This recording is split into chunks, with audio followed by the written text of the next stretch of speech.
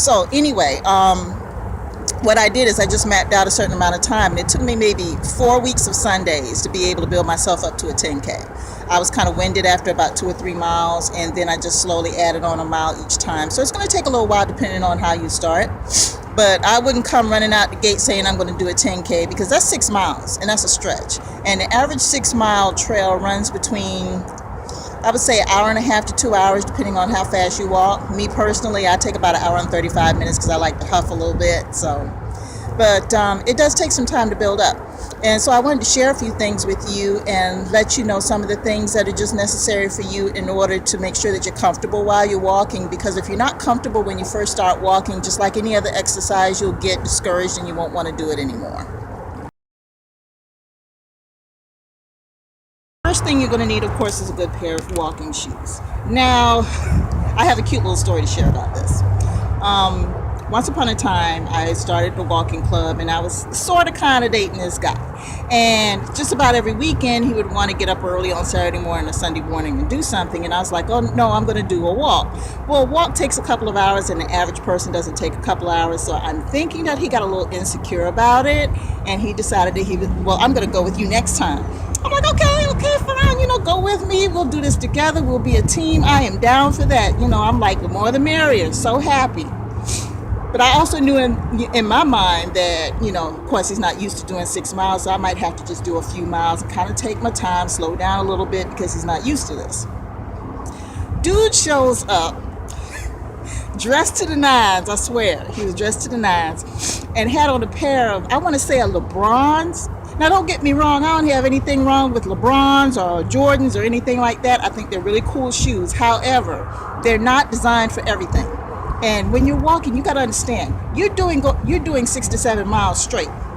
So you're going to be on different terrain, you're going to be doing different things. And if you don't have the proper support, your feet are going to be killing you. They're going to be on fire. I kid you not. Dude was dressed, he had the chain, he had the perfect outfit on, he knew he was looking good. And he did, he looked good. But I was thinking in the back of my mind, I said, this ain't going to go well. This ain't going to go well at all. So, he had on a pair of LeBrons or whatever, and he was huffing it. And I was like, are you sure you're going to be okay with those shoes on? Well, they're sneakers, aren't there? I was like, well, they're different kinds of sneakers, dear. But I said, well, anyway, let's go. I kid you not. A mile and a half in, every bit of maybe 45 minutes, dude was ready to sit down. He looked like somebody from the rest home, just want to sit right down on the bench. I'm sorry. But this happened years ago, and I still laugh at it. Because you got to have the right kind of support. And if you want to find a decent pair of shoes, I would recommend different brands, but it may not be your style, so I'm really not going to say anything right now. It depends on your arch. So what I suggest you do is, excuse me, go to Walmart or one of those mega stores and get on the little Dr. Scholl's machine that measures your arch insoles, and get a set of and get some insoles for your tennis shoes. And make sure you have a good firm sole, but it has to have an arch, because you have to be able to support your feet.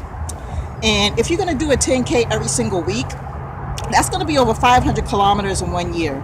That's over 300 miles. The average pair of sneakers usually lasts between 300 and 500 miles. So if I were you personally, if you're into the designer sneakers and you have it in your budget to spend $300, $400, $500 for a pair of sneakers, keep in mind that next year you're going to be buying another pair of sneakers, because those sneakers are going to last maybe 300 to 500 miles. That's it.